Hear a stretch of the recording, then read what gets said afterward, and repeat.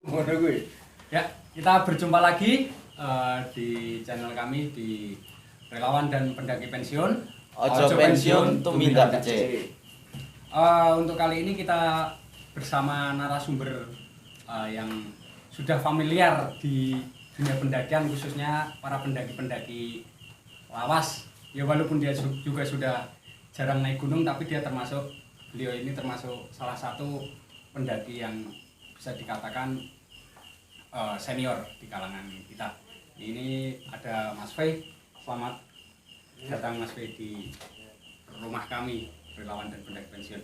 Ini kita mau ngobrol tentang ini Mas, pendakian-pendakian zaman dulu. Maksudnya pengalaman Mas Fei waktu melakukan pendakian bersama teman-teman itu boleh di-sharing di channel kami untuk omong-omongan dan supaya menjadi nasihat bagi para pendaki-pendaki baru.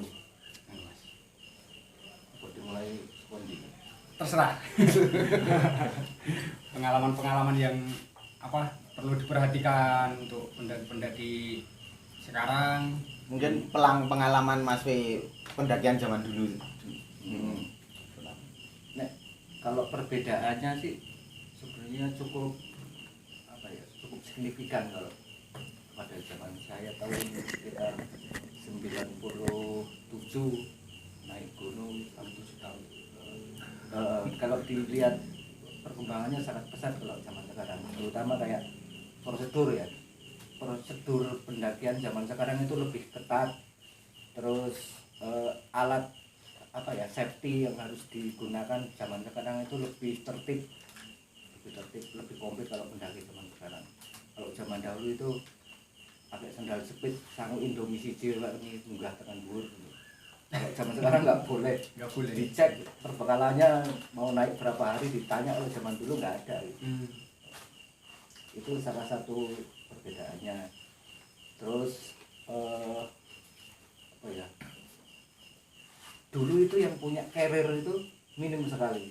Jadi misalnya kita naik gunung, kita berlima gitu, ada yang bawa carrier satu tas buku gede itu udah paling gagah gitu. Mesti wong sugih. Zaman segitu tuh mesti wong sugih. Dhisik itu enggak sekomplit zaman sekarang. Untuk peralatan sangat minim. Dulu kita masih pakai parafin gitu. Iya, saya juga masih punya itu parafin. Sekarang kan udah mayoritas pakai gas. Dulu langka yang pakai. Untuk peraturan di basecamp juga masih belum terlalu ketat ya Mas. Kalau zaman dulu. Ya zaman dulu. Iya, lebih longgar lah kalau zaman dulu. Terus kalau sampah dulu udah banyak belum Mas di Nah itu kalau zaman dulu kayaknya kesadaran untuk hal itu bagus zaman dahulu menurut saya ya. Bahkan kayak ini, misalnya bikin api unggun, mereka tidak akan lupa untuk mematikan itu baranya. Kalau kekurangan air ya kita kencingin rame-rame itu biar apinya mati ya. Kita juga pernah punya kata-kata untuk kita sendiri dan komunitas itu bahwa turun sampahmu karena gunung itu bukan tempat sampah. Betul. Dan yang lebih ekstrim, betul, dia juga pernah mencetuskan kata-kata bahwa turun sampahmu atau makan sampahmu karena kamu bawa turun ke gunung. Itu kita masih kita terapkan kalau dalam pendakian sama teman-teman. Harus itu kesadarannya itu harus dijaga memang.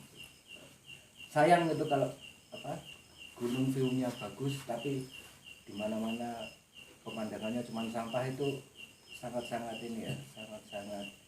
memprihatinkan gitu.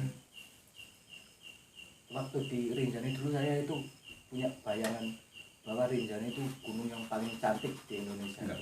Setelah di lapangan ternyata ya ampun, sampah di mana-mana. Karena mungkin ya kesadaran ini pelaku yang di sana itu kayak misalnya guide atau porter gitu. Mereka kesadarannya waktu itu memang masih rendah, tapi sekarang udah banyak perbaikan sih kalau saya lihat. Mereka udah mulai tumbuh kesadaran, terus mulai peduli dengan keadaan alamnya gitu. Oh iya Mas, tadi kan mengenai itu kayak cerita yang api unggun itu kan menyebabkan banyak kebakaran. Terus dari Mas V sendiri itu apakah punya pengalaman tentang kebakaran hutan di gunung gitu? Pernah sih, sekitar tahun apa ya 98 kami waktu itu naik ke Gunung Sumbing, rombongan sekitar orang 11 gitu. Naiknya sih lancar, itu pas musim kemarau, memang naiknya lancar sampai atas, ya lancar lah, alhamdulillah selamat semua itu. Pas turun itu tahu-tahu hutan yang kita lewatin itu memang penuh asap kayak gitu, karena kebakaran. Tapi kayaknya memang karena musim kemarau ya, jadi bukan karena kena apa namanya api unggun yang lupa dimatiin atau apa, enggak sih menurut saya waktu itu. Jadi memang mungkin gesekan antara ranting yang kering terus percik api terus jadi kebakaran hutan. Alhamdulillah kita bisa turun melewati apa lahan yang terbakar itu dan selamat semua, alhamdulillah. Jadi kita karena minim air, jadi ya kita pakai pasir-pasir yang ada kita lemparin ke bara yang masih menyala itu. Terus cerita-cerita yang lain yang mungkin tidak terekspos gitu ada nggak Pak? Apa ya? Mayoritas mesti cerita mistis ya. Nggak apa-apa. Gak apa-apa. Tidak terekspos. Itu awal saya mendaki dulu. Jadi ya agak-agak mistis sih ya. Naik pertama kali naik itu saya nggak sampai puncak waktu itu, Gunung Sumbing juga. Sumbing. Terus karena kecapean saya terpisah dari rombongan, udah tertidur di pas belokan ada lapangan kecil, naik di atasnya udah ada batu kotak gitu kan. Menurut cerita orang-orang sih itu katanya pasar setan yang Pasar setan, di lapangan yang terbuka itu. Nah saya karena kecapean udah, yang lain tak suruh naik, saya tinggal aja gitu. Tertidurlah saya di ini pasar setan itu.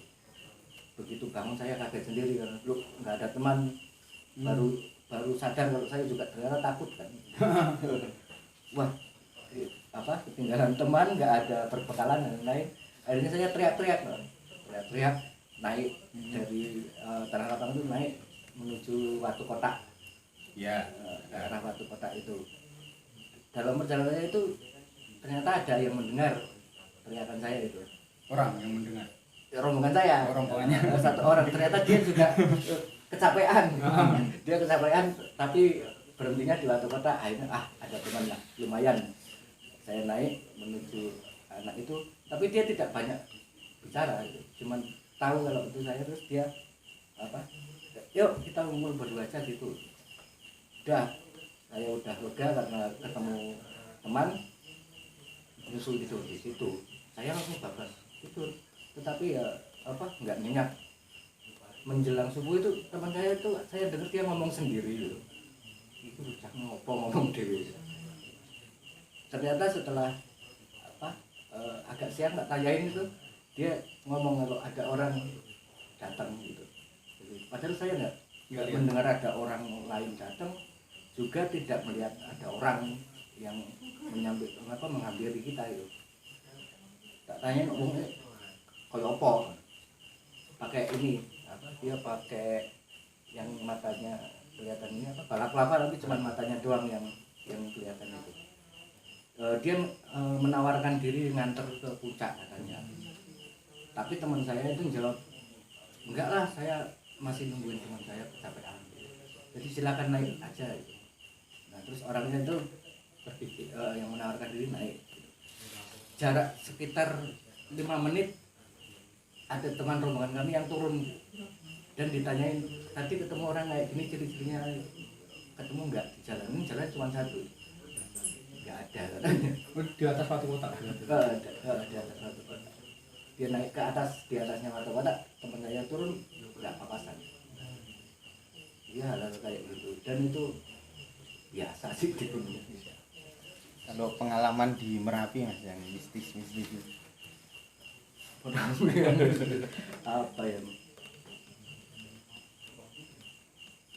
kayaknya saya udah pernah cerita deh di Tapi di sini kan belum. Di channel sini kan belum. Belum. Dan ini juga belum dengar. sama kamu nggak ya? Bang? Enggak, Enggak, saya enggak enggak. ikut. Saya enggak ikut. Sama Pak Sarwo. Itu pas oh iya Pak, ulang tahunnya RJM. RJM yang ketiga 2013 berarti kan kita lahir 2000. Badai waktu itu kami naik itu kena badai di tengah-tengah. Itu lama kami nggak naik gunung, terus ada kesempatan naik gunung bareng. Rombongannya lumayan banyak sih dari Jogja. Ya sih semangatnya lah. Padahal udah di warning. Jadi kita sempat ketemu orang itu mau naik ke Merapi terus menghalang-halangi gitu. Tidak boleh naik maksudnya. Jangan buat cuaca nggak bagus gitu. Itu sore itu. Tapi kami tetap Warga lokal itu, Mas. bukan warga lokal, pendaki lain sih, Pendaki. rombongan pendaki lain udah memperingatkan nggak usah naik aja, itu kondisinya nggak bagus. Tapi ya sekarang lagi ngeyel, kita naik aja. Terus ada satu lagi yang menghalang-halangi sebenarnya. Ada beberapa orang rombongan kami itu dihalang-halangin banyak hal lah. Ada yang keluarganya nggak setuju, ada macam-macam seperti itu. Kayak udah diingatkan gitu. Tapi dasar canggaplek berat munggah. Ya itu di pertengahan badai itu yang paling lucu ya Pak Jarwo itu mungkin karena kecapean. Jadi dia lihat ada gedung gitu, kayak rumah gedung. Padahal itu udah di menjelang Watu Kota, menjelang Watu Gajah. Watu Gajah di Merapi. Menjelang Watu Gajah itu hujan deras, lalu kecapean dia kok nyentor ke samping kiri. Sebelah kanan ini masih tebing, di sana udah bilang gitu. Dia, "Cah, ayo mampir iki mumpung ngono omah." Saya yang di belakangnya Pak Jarwo sama Cius itu cuma bengong. Ini orang di gunung kok ada gedung di mana? Meracau. Tabok lah, kita tabok. Ini neng gunung ya Pak, gitu. Terus dia baru ngeh gitu, kayak ngeh. Oh iya, terus katanya orang hilang itu. Dia nyentar ke bawah udah jurang. Kalau mampir ya kita mungkin udah nyemplung ke situ. Jadi itu salah satunya yang lucu. Tapi ya, sama Bang Jumoleno waktu itu. Jadi waktu di Gajah itu semua udah kecapean gitu. Bang Jumoleno itu terus inisiatif bikin api unggun kan, padahal masih basah loh, tapi dia nggak tahu gimana caranya kok biar nyalain kayu itu. Memang orang ajaib. Ajaib itu. Dan cuma sifatnya tapi juga orangnya ajaib. Dan berhasil lah bikin api unggun, terus kita ngelumpuk di situ. Pak Jarwo udah bawa tenda, tapi tenaganya udah nggak ada, jadi tendanya nggak bisa berdiri. Padahal dengar-dengar Pak Jarwo itu sakti banget ya. Oh safety. Karena ini ya udah fisik itu, bahkan mau nyalain rokok aja sulit loh waktu itu. Itu udah bergetar semua. Tangan itu bergetar Tremor kabeh orang-orang. Itu Pak Jarwo itu tidur di bawah tenda tapi tidak berdiri tendanya. Terus cuma buat kemul. Refleksi. Ya, cuma nutupin badannya. Nutupin badan. Jarwo, Pak Jarwo.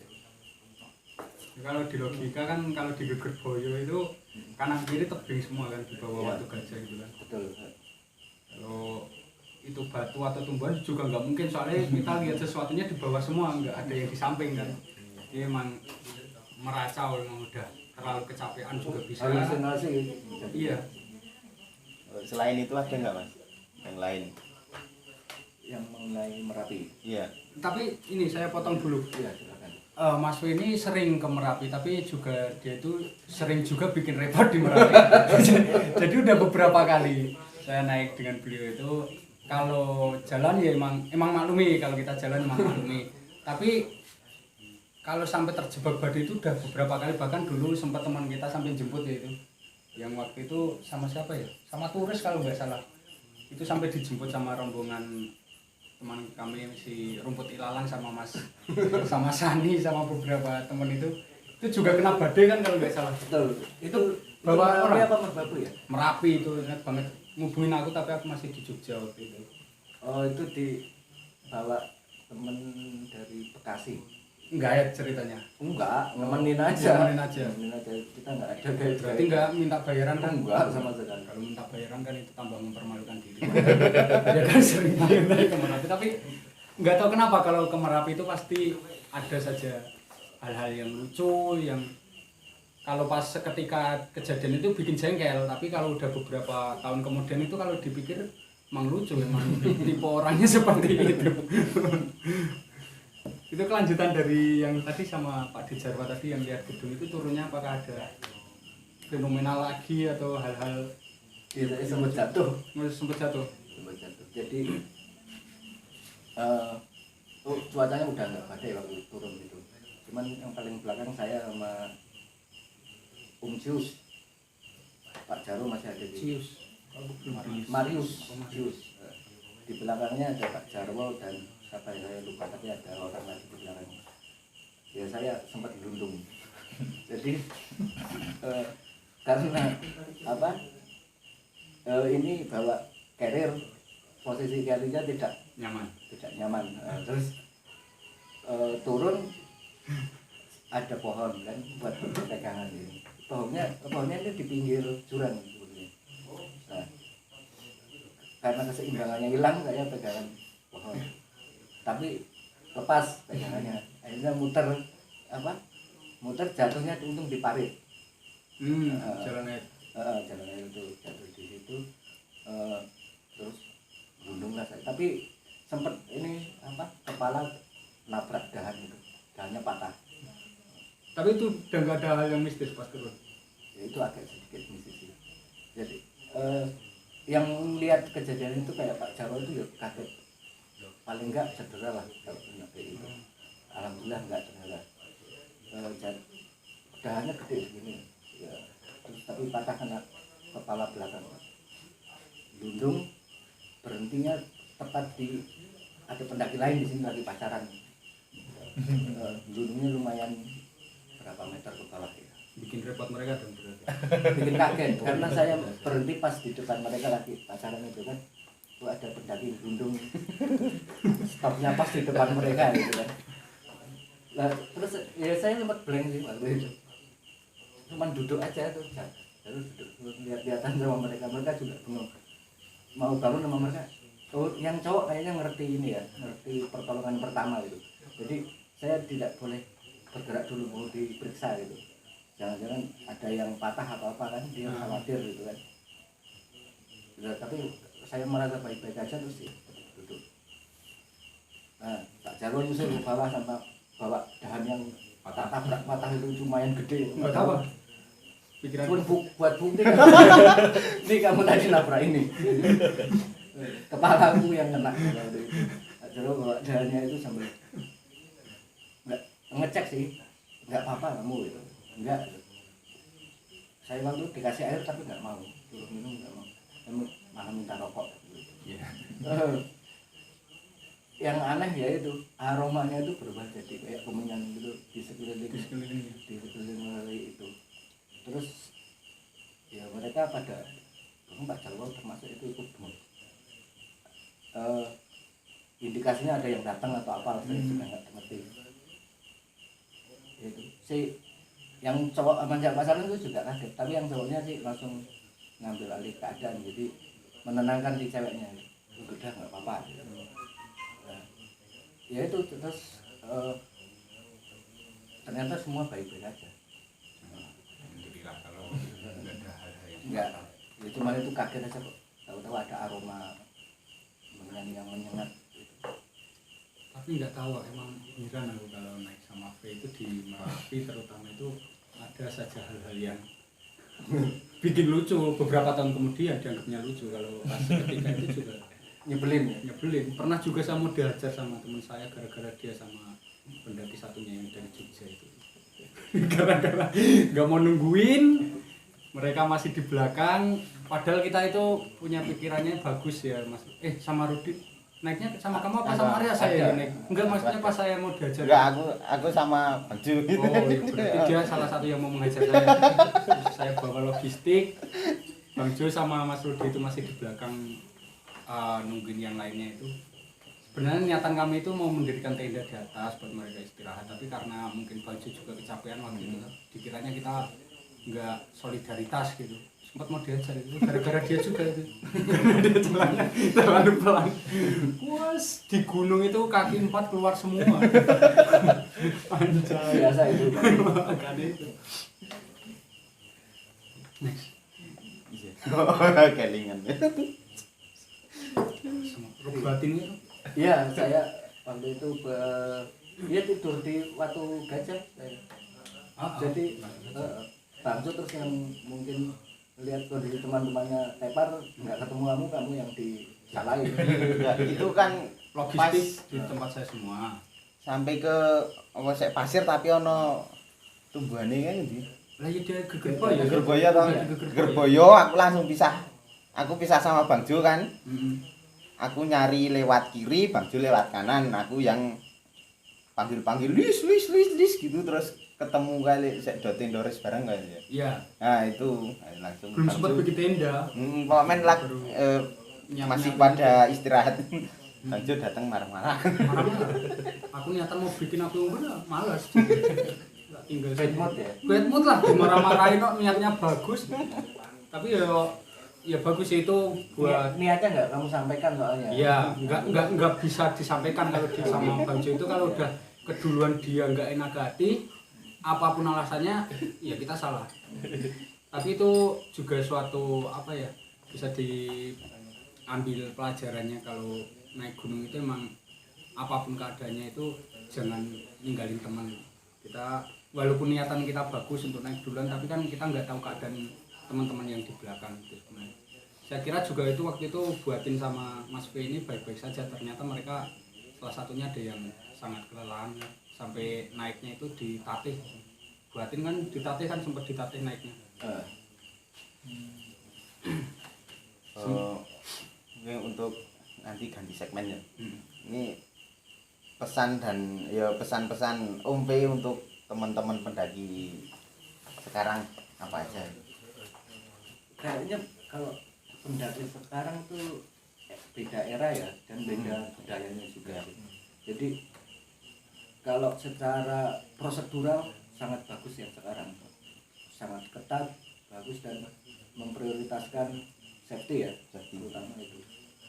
Kalau zaman dahulu lebih kuat di solidaritas sama apa ya namanya, bukan menaklukkan alam enggak, tetapi membaur dengan alam dengan apa ya keinginannya masing-masing, akhirnya ketemu di gunung pun jadi saudara. Iya, itu benar. Itu yang lebih kuat sebetulnya pada zaman dahulu itu. Ya, tapi kan ya kan kalau sekarang pendaki sekarang kan lebih safety Mas. Betul. Tapi kenapa akhir-akhir ini banyak mungkin pendaki yang ada yang cedera, mungkin ada yang sampai hipotermia di gunung, padahal peralatan mereka lebih safety daripada Iya. zaman Om V dulu 90-an gitu. Itu faktornya apa Mas menurut Om V? Saya juga apa ya heran gitu loh dengan kondisi yang lebih apa namanya lebih sempurna, memadai fasilitas dan lain-lain, kok sampai terjadi kayak gitu. Itu mungkin ya banyak pendaki latah atau apa mungkin ya, yang jadi prepare-nya secara safety mungkin alatnya komplit, tetapi cara penggunaan dan lain-lain mungkin mereka kurang menguasai atau apa, mungkin seperti itu hanya dugaan saya.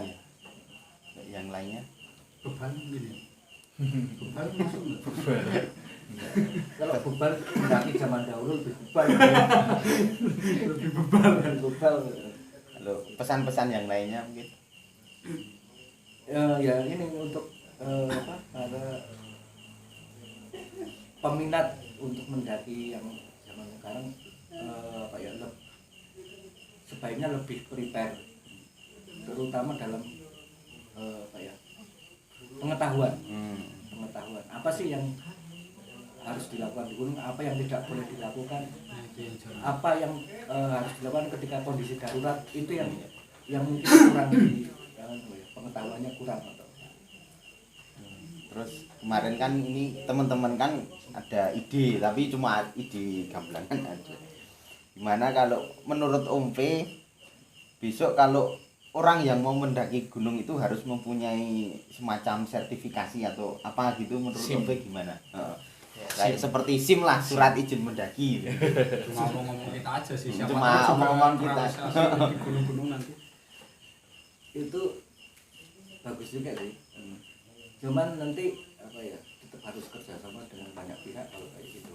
Untuk istilahnya standarisasi seperti itu kan butuh lembaga yang bisa mengelola dengan benar gitu. Dan itu ya bisa tercapai kalau dari ya tetap kerjasama dengan pemerintah kalau seperti itu. Saya ingat zaman tahun 2000-an itu kakak saya kan sempat juga jadi pendaki itu. Cuman dulu itu sepertinya kalau nggak salah harus izin dulu ke kehutanan Polhut ya. Sama kesehatan gitu. Tapi sekarang kan kayaknya nggak ada ya. Udah nggak ada. Sekarang bukannya lebih ketat. Iya, ketat kan dalam wacana. Tapi kalau dalam prakteknya asalkan kita beli retribusi masuk base camp, terus ya basa-basi lah istilahnya, dicek perlengkapannya, walaupun nggak dicek sepenuhnya kan banyak juga yang lolos logistik nggak lengkap tetap diizinin naik. Ya itu kayak cuma formalitas kalau sekarang, itu sekedar formalitas. Sebenarnya kalau peraturan yang untuk cek kesehatan itu kalau saya Wajib ya. setuju sekali. Dan itu memang itu yang zaman sekarang yang terjadi ketika kami ke Rinjani juga semua wajib, peserta itu wajib dapat surat sehat gitu. Kalau untuk mendaki di gunung-gunung, maksudnya yang deket-deket rumah gitu, harusnya kesadaran dari pendaki sendiri sih, itu semacam kayak peraturan tidak tertulis. Dia tahu sendiri kalau dia dalam posisi sehat, nggak memaksakan diri, harusnya seperti itu. Tapi kan sekarang enggak kan, mereka ya latah, emang latah. Temennya banyak yang mendaki, terus banyak yang ngasih lihat foto-foto indah di atas. Mereka pengen gitu kan, cuma sekedar ngejar Gambar eksistensi. Dan hal yang dilupakan itu seperti yang sudah diomongkan Mas Pi tadi, mereka melupakan satu hal yang paling penting, yaitu bisa menghargai alam. Itu sebenarnya itu poin paling penting. Kalau mereka bisa menghargai alam, apa yang boleh dilakukan dan apa yang nggak boleh dilakukan, itu sebenarnya mereka akan baik-baik saja gitu. betul. Dan setahu saya di tiap gunung ada istilahnya apa, local wisdom ya. Ya, Kearifan lokal. Kearifan lokal yang berbeda-beda. Misalnya di gunung di dekat Dieng itu ada Cikunir, ada sebelahnya ada Pakuwojo, itu dilarang membawa bukan dilarang, disuruh membawa gombal. Itu saya juga nggak ngerti itu fungsinya apa. Kalau kata penduduk sih biar nggak digondol wewe atau apa gitu. ya Tetapi karena itu lokal wisdom, ya udah kita ikutin aja, nggak perlu bertanya lebih lanjut itu apa itu. Toh itu tidak menyulitkan kita kok. Kalau di Merbabu kan juga ada kan, nggak boleh membawa daging, larangan membawa. Kalau sekarang masih di kalau itu masuk akal Mas, membawa daging mentah itu karena apa, kalau tercium binatang liar yang ganas, misalnya harimau atau apa, bisa berbahaya buat yang bawa. Betul. Tapi kan disampaikan dengan bahasa daerah masing-masing kan. Kalau di Merbabu kan juga memiliki kayak sejarah sendiri, legenda sendiri dilarang membawa daging itu karena dulu ya ada cerita sih dari eyang-eyang yang di Solo. Itu karena sebabnya itu dulu ada yang bernama Mbah Syarif, itu pecinta daging, sangat maniak sekali sama daging, dan dia itu tiap istilah Jawanya pasaran itu suruh membelikan sama istrinya, karena suatu hari istrinya lupa, istrinya itu disembelih, terus dagingnya dimakan. Karena penyesalannya dia lari ke Puncak Merbabu yang salah satunya dinamakan Puncak Sarif. Tapi itu cuma cerita di desa saya, kalau kebenarannya kan kita nggak tahu. Itu ya kalau saya dipatiin aja, Iya. enggak bawa daging emak babi itu. Tapi untuk ilmiahnya ya seperti yang dikatakan Mas Fred tadi, dapat memicu apa? Binatang buas. Binatang buas.